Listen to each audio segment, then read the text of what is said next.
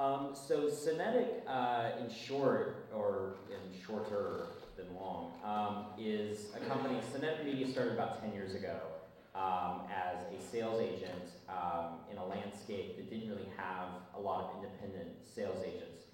What a sales agent is in the independent feature space, those of you who aren't that familiar with it, is bringing completed features to a market / festival for potential acquisition for distribution. And so Cinetic, over the last 10 years, has been doing that with both documentary features and fiction features, and taking films to places like Sundance and Tribeca and South by Southwest and Toronto, et cetera, and other film markets, and maybe not even premiering a film at a festival, and trying to get the right distribution home for that film. Not just the distribution home that makes the most sense financially, but the right one. And Cinetic's been really good at making those really strategic deals. Some of the films over the years that Cinetic has sold are films like Little Miss Sunshine, Super Size Me, Napoleon Dynamite, Capturing the Friedmans, Bowling for Columbine, and then smaller films like Mama's Man or Trouble the Water, with Puffy Chair, a lot of films like that that Cinetic's been a part of. So fast forward to about 7 months ago, and I got a call from the guy who started Cinetic, this guy by the name of John Sloss, who started out as an entertainment attorney. He said, we're starting this new division of the company. It's called Cinetic Rights Management, and basically what it does is similar work in bringing films to the marketplace, but rather than selling a film to a distributor and letting them kind of have their way with it, it is taking films that maybe didn't get those distribution deals, or maybe weren't deemed theatrically commercial enough for traditional sales, and bringing them to video on demand homes like iTunes or Amazon VOD or Hulu or YouTube or cable VOD. Those channels where you're flipping on channel 1000 on Time Warner and it's movies on demand, that kind of stuff. Because what we saw, or what they saw when they started it, and what I see now because I'm brainwashed, is this real dearth of content for an independently minded audience. And just myself as a consumer, when I was living in Austin, I'd turn on the VOD channel, or I'd log on to like the iTunes movie store, and I'd say, okay, this is great. If I want to see The Dark Knight, or if I want to see 27 Dresses, or if I want to see the big Hollywood movies, they're right here. But what about something a little more esoteric, something a little more art house? Whether it's new or a classic, there was a real void. So what we try to do is fill that void, and right now we've got films up on iTunes, on Hulu, on Amazon VOD, just basically our mission as a company is to scorch the earth and have films on as many of these platforms as possible. Because we feel that it's great for filmmakers, because it provides an opportunity to get your film out there and monetize that film and build an audience for that film that you wouldn't otherwise get. And it's great for consumers because there are people who don't live in New York, don't live in LA, don't live in a place where you've got such a healthy art house scene, and providing content to those people on demand, because increasingly that's the world we live in. I mean, look at Netflix or TiVo or any of those things. It's like, people don't want to sit around and wait for the off chance that a great film or a great TV show is going to come to their market.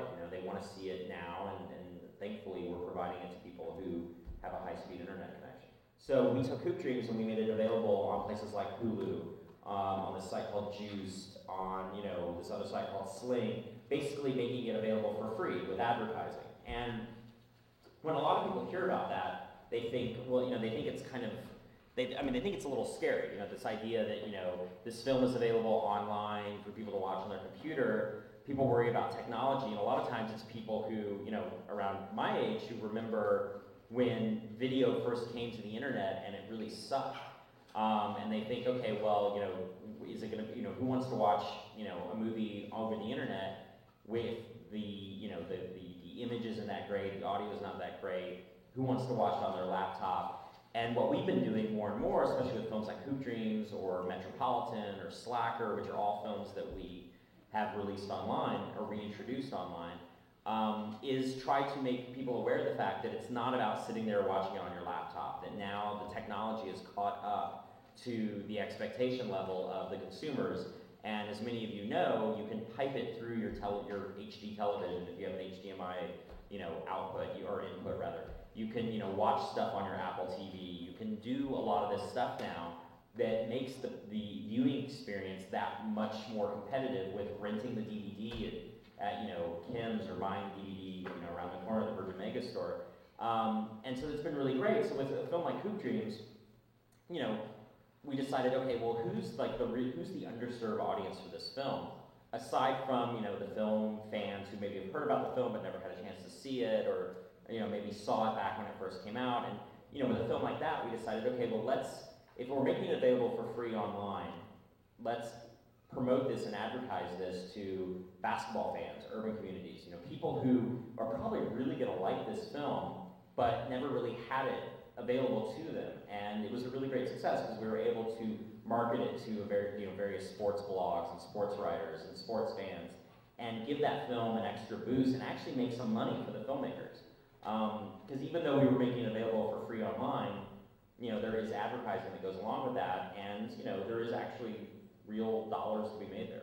It's the idea that you maintain ownership and don't have to worry about distribution fees, costs off the top, all that funny accounting. It's very transparent. It's like, here's where the money's coming in, here's the split, you get this money.